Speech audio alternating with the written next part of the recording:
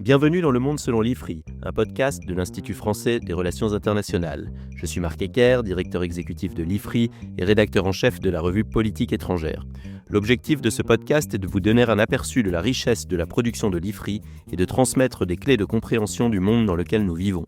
Pour cet épisode, j'ai le plaisir de recevoir Jeannette Zuss, chercheuse au Comité d'études des relations franco-allemandes, le CERFA. Elle vient de publier une étude intitulée « La fabrique de la politique européenne de l'Allemagne », disponible sur le site internet de l'IFRI. Nous enregistrons cet épisode le 21 janvier 2026, la veille de la journée franco-allemande qui commémore la signature du traité de l'Élysée en 1963. Il m'a semblé que c'était une bonne occasion de parler de l'Allemagne, des relations entre Paris et Berlin et de l'Union européenne. Jeannette, bonjour et merci beaucoup d'avoir accepté de venir à ce micro. Bonjour Marc et merci pour l'invitation. Avant de parler de votre étude, commençons par une question d'actualité. L'accord de libre-échange entre l'Union européenne et les pays du Mercosur a été signé il y a quelques jours. Paris et Berlin ont eu des positions opposées sur ce dossier. Pourriez-vous nous expliquer les raisons de cette divergence ? Alors vous avez raison d'évoquer cet accord commercial qui figure sans aucun doute parmi les différents vraiment les plus fondamentaux. Je pense qu'on peut se mettre d'accord là-dessus entre la France et l'Allemagne. Donc cette divergence sur l'accord UE-Mercosur elle s'explique notamment par des priorités économiques qui sont très différentes entre la France et l'Allemagne. Donc du côté allemand, on a cet accord qui est perçu avant tout comme un instrument de politique commerciale et géopolitique. L'Allemagne, qui est une économie fortement exportatrice, voit le Mercosur en débouché important pour son industrie, notamment bien sûr dans l'automobile, mais aussi dans la chimie par exemple, mais aussi des moyens de déduire sa dépendance stratégique vis-à-vis de la Chine.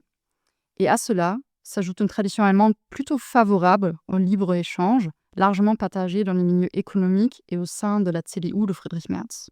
La France, en revanche, elle met l'accent plus sur les risques agricoles, environnementaux et sociaux.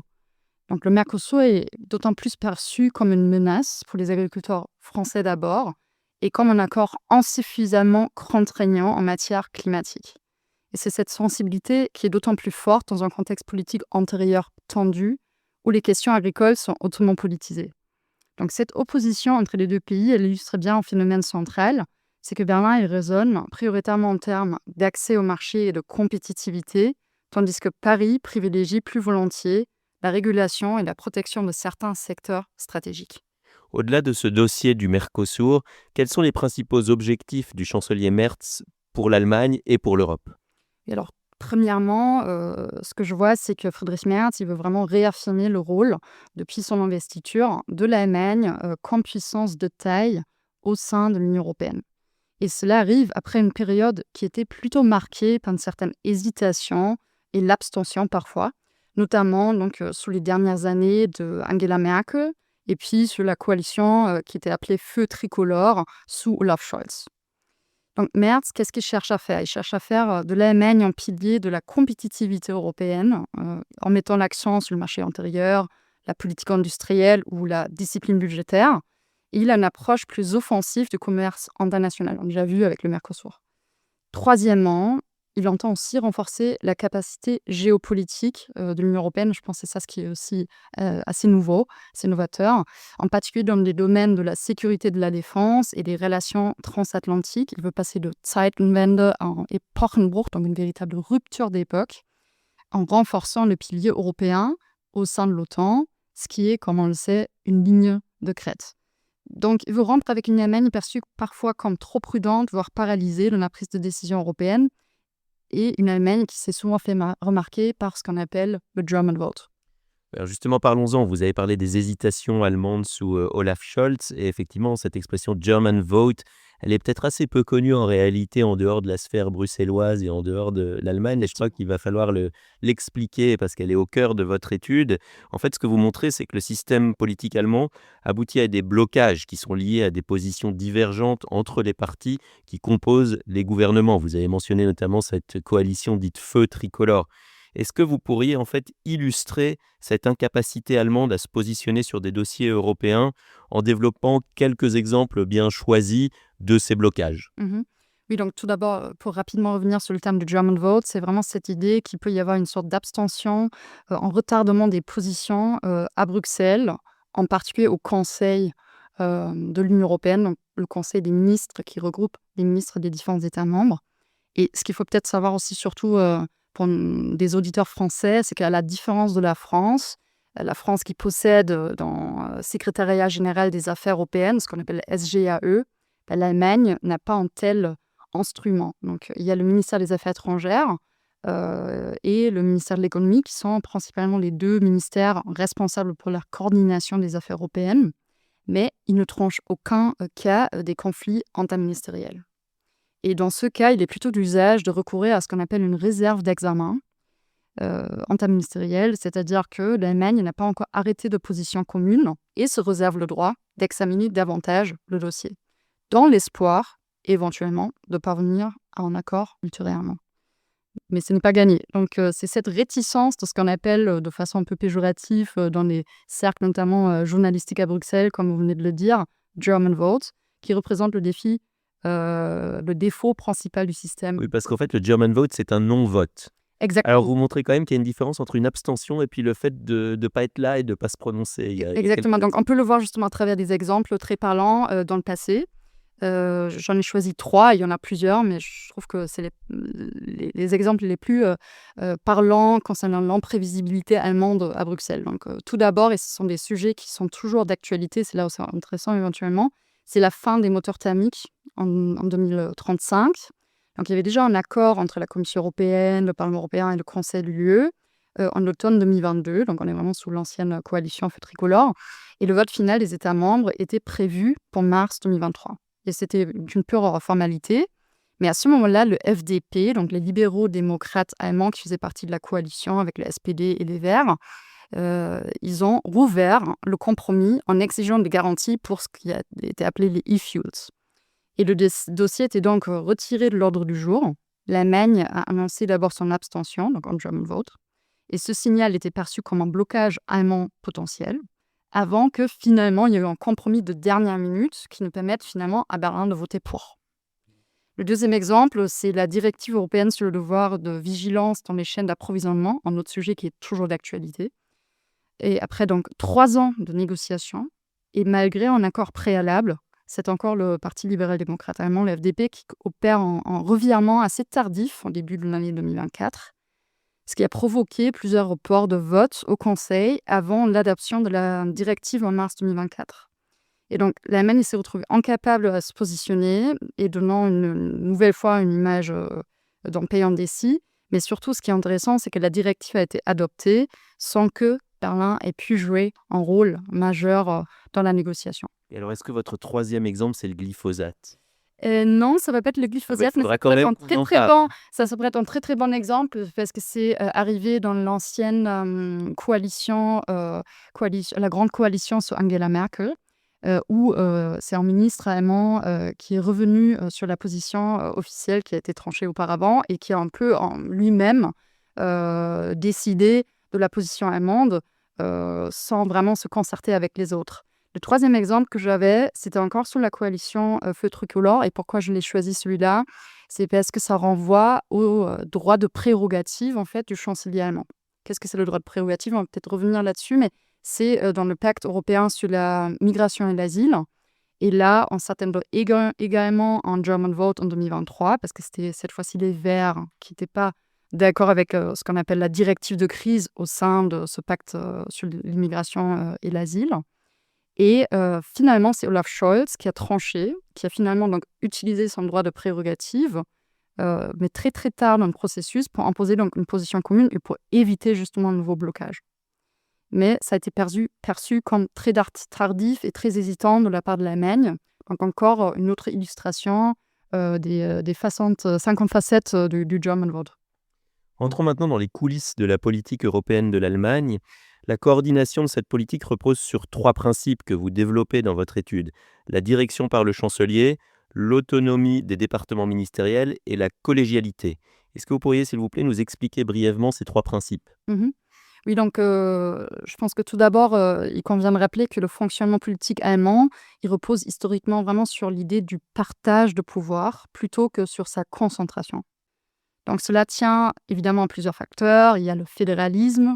Donc là aussi, l'Allemagne est bien sûr très différente, par exemple, par rapport à la France. Il y a le rôle central du Parlement au sein du système politique allemand, le Bundestag, qui a un rôle majeur au sein du système, et surtout la nécessité de gouverner par des coalitions. Donc là, on a une coalition CDU-CSU avec le SPD, donc on va dire 2 partis et demi, si vous voulez. Mais avant, on était vraiment à 3 partis, donc ça n'a pas facilité les choses. Mais il y a quand même, pour organiser la gouvernance en Allemagne, il y a 3 grands principes qui structurent donc l'action du gouvernement, vous les avez déjà mentionnés. Et donc, c'est ce principe de direction par le chancelier qui lui donne théoriquement le dernier mot. Mais il faut relativiser un peu, il peut l'utiliser certes, mais il faut qu'il l'utilise avec prudence pour ne pas fragiliser sa coalition en long terme. Et c'est pour ça que, par exemple, Olaf Scholz l'a fait vraiment dans des situations urgentes et exceptionnelles. Et ensuite, le principe d'autonomie des ministères, qui est fondamental en pratique. On parlait par rapport au glyphosate, mais là, ça a été plutôt détourné.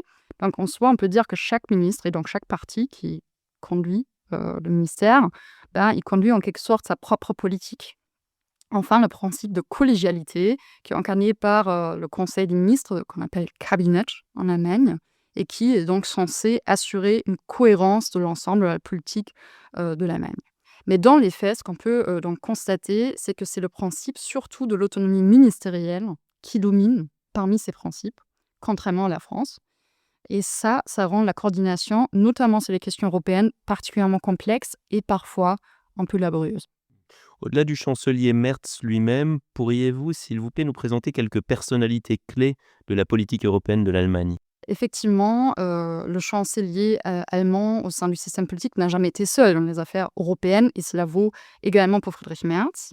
Mais ce qu'on peut voir avec Friedrich Merz, c'est qu'il témoigne vraiment d'une volonté d'avoir choisi de façon plus stratégique et soigneuse son personnel politique à la fois à Berlin et à Bruxelles. Donc il y a tout d'abord le rôle du chef de la chancellerie fédérale, c'est Thorsten Frey, qui joue un rôle essentiel de coordination interministérielle quand il s'agit de faire remonter, le cas échéant, des dossiers un peu brûlants, on va dire, vers le Conseil des ministres allemand, donc le Kabinett. Et lui dépend d'autant plus du Sherpa en fait, Europe de Friedrich Merz, qui s'appelle Michael Klaus. Donc il y a vraiment une collaboration étroite entre les deux.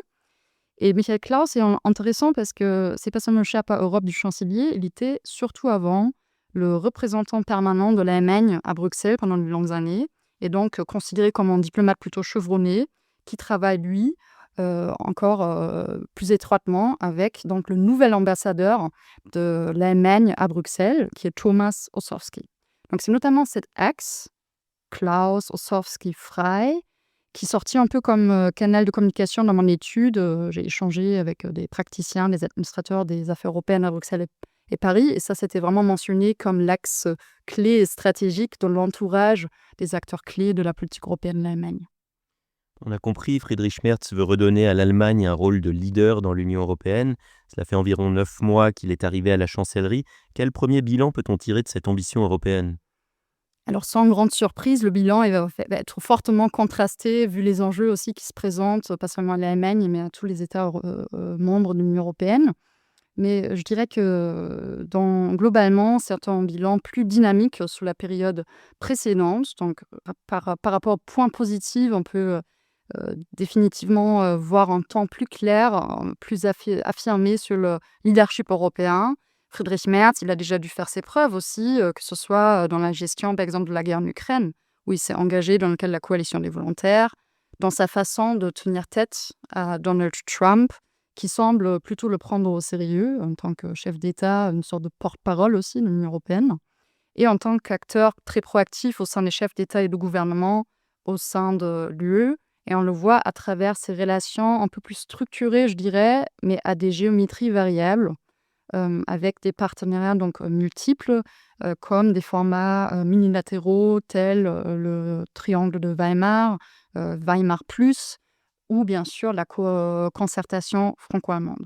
Mais dans les limites de ce qui reste encore à voir, bien sûr, l'Allemagne reste en quelque sorte l'Allemagne. Donc il y a une persistance des réflexes ministériels, donc ce principe d'autonomie ministérielle auquel Merz se heurte. Peut-être aussi parfois, il se heurte certainement aussi à sa propre coalition de temps en temps. Il y a encore une certaine cacophonie de voix aussi qui est palpable quand on demande les diplomates à Bruxelles. C'est quoi la position allemande ? Mais il n'y a plus de ce qu'on appelait le German vote, comme dans la coalition précédente, parce que Friedrich Merz, il essaye vraiment d'impliquer aussi beaucoup plus la chancellerie et aligner la chancellerie avec le ministère des Affaires étrangères. Mais pour l'instant, moi, j'aimerais bien aussi voir une initiative majeure franco-allemande, parce que pour l'instant, elle n'a pas encore vu le jour. On est à un jour de la journée franco-allemande, donc c'est vrai qu'on attend encore une grande réponse franco-allemande face aux enjeux qui se présentent pour l'Union européenne. Peut-être qu'il y aura des annonces demain, sait-on jamais. J'aimerais quand même revenir au début de notre podcast et sur le Mercosur et lier cette question à celle que je viens de vous poser. Est-ce que la signature de cet accord a été présentée comme une victoire de l'Allemagne, et notamment face à Paris? Alors c'est vrai que c'est un des différends majeurs entre les 2 pays et quand on regarde sur quel sujet l'Allemagne a pu s'imposer, le Mercosur en fait partie effectivement. En même temps, Merz, il a aussi, il n'a pas réussi à s'imposer sur tous les sujets. Par exemple, il y a eu des conseils européens à Bruxelles où il s'agissait de mobiliser les gels russes, qui étaient gelés par la Belgique, et là, il n'a pas su s'imposer. Donc c'était une ligne de crête. L'Allemagne a essayé de convaincre la France, tout en concédant aussi aux exigences formulées par Paris. Donc je dirais que c'est pas non plus ni noir ni blanc. L'Allemagne a essayé de tendre la main vis-à-vis de la France, mais a peut-être sous-estimé aussi les enjeux qui se présentaient pour la France à l'intérieur du pays au niveau domestique. Dans quelle mesure le fait que la présidente de la Commission européenne, Ursula von der Leyen, soit elle-même allemande d'une part, mais qu'elle appartienne en plus à la même famille politique que Friedrich Merz, peut-elle aider l'Allemagne à retrouver ce rôle de leader sur la scène européenne? Et de manière peut-être plus individuelle, quelle est la nature des relations entre ces deux personnalités? Oui, donc c'est une question intéressante parce qu'effectivement, Ursula von der Leyen, elle est allemande, elle fait partie de la même famille politique. Mais là aussi, convient de se rappeler comment elle a été mise en place, et c'était pas sous un mandat où Friedrich Merz gouvernait, mais bien à l'époque où il y avait encore Olaf Scholz et notamment Emmanuel Macron, en fait, qui a essayé de l'installer en quelque sorte et qui s'est prononcé contre Manfred Weber à l'époque, qui est le chef de file du groupe PPE pour l'Allemagne aussi, et qui provient de la CSU. Donc là aussi, il y a des différences à voir. Ce qu'on peut voir, c'est qu'elle affiche souvent des similitudes plutôt avec les positions françaises, en fait, notamment par rapport à ce terme de l'autonomie stratégique, même si le gouvernement allemand a accouché de ce concept de plus en plus et parle même maintenant ouvertement aussi de souveraineté européenne, ce qui n'allait pas de soi à l'époque. Bien sûr, le fait qu'elle soit allemande peut faciliter les choses, notamment dans le cadre des dialogues un peu plus informels, une compréhension mutuelle pour les enjeux, par exemple, des secteurs clés allemands, le secteur de l'automobile. Donc, quand on regarde, par exemple, le débat autour de la voiture thermique et la fin de la voiture thermique et des éventuels assouplissements, on a bien vu que c'est ce prisme allemand qui prédomine encore, en quelque sorte, à Bruxelles. Mais toutefois, je dirais que c'est une relation qu'on peut décrire plutôt comme pragmatique, comme respectueuse, mais aussi assez institutionnellement encadrée. Et dans les rouages de l'administration allemande, on a pu percevoir aussi un certain scepticisme par rapport à ce rôle grandissant qu'essaye occuper la Commission européenne à travers ses différentes initiatives, notamment dans la défense, où les acteurs allemands se sentent parfois un peu froissés et aimeraient bien plutôt garder les compétences à l'échelle nationale. Pour finir, puisque nous sommes au début de l'année 2026 et qu'a lieu demain la journée franco-allemande, quelles sont les principales perspectives de coopération entre Paris et Berlin pour les 12 mois à venir? Oui, donc comme je l'ai déjà dit, pour l'instant, j'ai pas encore vu de Big Bang franco-allemand voir le jour, mais on n'est jamais à l'abri de surprises. À l'horizon 2026, selon moi, il y a plusieurs axes qui pourraient se dégager. Ce ne sont peut-être pas les sujets les plus faciles, les plus simples, mais ce sont un peu les sujets qui donneront potentiellement un vrai coup d'envoi à une future intégration européenne. Et je pense que c'est d'autant plus important parce que si c'est pas l'Allemagne et la France qui vont faire avancer ce genre de sujet, qui d'autre peut le faire? Donc en premier lieu, je pense à la politique industrielle et au sujet de la compétitivité européenne, car le dernier conseil des ministres franco-allemands, qui s'est tenu en été dernier, en 2025, à Toulon, il a accouché d'une feuille de route justement franco-allemande sur la compétitivité entre les deux pays. Donc il ne manque pas des propositions, il faut vraiment les mettre en œuvre. Puis, il y a la défense et la sécurité, un autre sujet, pas simple, certes, notamment face à la guerre en Ukraine, bien sûr, mais aussi aux incertitudes transatlantiques, avec, l'adoption, de programmes importants à l'échelle européenne. Il y a le EDIP, European Defence Industry Programme, et le Safe Security for Action Europe. On a bien vu que la Commission européenne, elle a présenté, vraiment des nouveaux programmes de l'Union européenne, et c'est la France et l'Allemagne qui, ont fait un grand pas l'un vers l'autre. Mais maintenant, comme on peut le voir dans le fameux débat autour de l'avion, de chasse du futur, le SCAF, on attend encore vraiment des avancements concrets quant à la collaboration entre les différents États membres. Oui, j'ai même cru entendre qu'il avait sérieusement du plomb dans l'aile. Absolument, absolument. Ça s'achoppe sur les questions telles que la propriété intellectuelle, par exemple, et notamment la question du leadership côté français. Donc là aussi, ce n'est pas gagné, mais c'est vraiment un domaine crucial pour l'avancement dans l'intégration européenne. Et dernièrement, énergie-climat, je dirais, avec les compromis à trouver entre approches françaises et allemandes à réconcilier, vraiment cette construction d'une union de l'énergie et de nouvelles technologies pour une transition énergétique et des industries décarbonées. Je ne veux pas jouer les oiseaux de mauvais augure, mais si le projet du SCAF venait à être purement et simplement abandonné, est-ce que ça pèserait très négativement, plus largement, sur l'avenir de la coopération franco-allemande ? Alors, il faut rappeler que les relations franco-allemandes sont très, très larges, et le domaine de la défense et de la sécurité, c'est vraiment un petit volet au sein de cette coopération qui s'étend sur tous les domaines possibles politiques, y compris la société civile aussi qui travaille étroitement à toutes les échelons. Donc, c'est pas que la collaboration entre les chefs d'État et de gouvernement, bien entendu. Cependant, effectivement, c'est un des projets phares quant à cette volonté de construire une Europe de la défense. Et si cela tombe dans l'eau, ça peut, on peut faire de l'ombre pour de futurs projets. Toutefois, je pense que l'Europe, elle a souvent avancé à petits pas et à travers des petites formations d'États membres qui étaient volontaires et qui voulaient aller de l'avant. Et donc, je pourrais aussi voir d'autres configurations, et puis on reviendra peut-être sur un autre format franco-allemand dans d'autres domaines. Peut-être une toute dernière question, Jeannette Zus, pour conclure vraiment ce podcast. Dans votre étude, vous mentionnez plusieurs recommandations. Est-ce que vous souhaitez en mettre une en avant à l'oral ? Je veux bien. Donc, je pense qu'on peut se mettre d'accord que le couple franco-allemand, il reste bien sûr indispensable pour l'Union européenne, mais il n'est pas sans faille. Il ne va probablement jamais l'être. Et un constat vraiment de mon étude, c'est le manque qu'il peut y avoir entre la collaboration d'un côté bilatérale, qui peut être très dynamique à différentes échelles, et le franco-allemand à Bruxelles, de l'autre côté. Le niveau européen et national, il n'est pas toujours aligné, et c'est donc souhaitable que les diplomates et négociateurs échangent davantage avant d'arriver à des positions conjointes entre les deux pays au Conseil, notamment pour faire avancer les dossiers européens. Oui, parce que vous expliquez de manière très concrète qu'il y a des diplomates français qui sont détachés, ou je ne sais pas s'ils sont mis à disposition, je ne sais pas quel est le terme exact, mais en tout cas, ils sont insérés dans des administrations allemandes. À l'inverse, il y a des diplomates allemands insérés dans des administrations françaises, mais à Bruxelles, par exemple, à la représentation permanente de la France, il n'y a pas de diplomate allemand. Donc, votre proposition, ce serait de prolonger ces échanges de diplomates à Bruxelles. Effectivement, vous avez tout compris. Eh ben, tant mieux.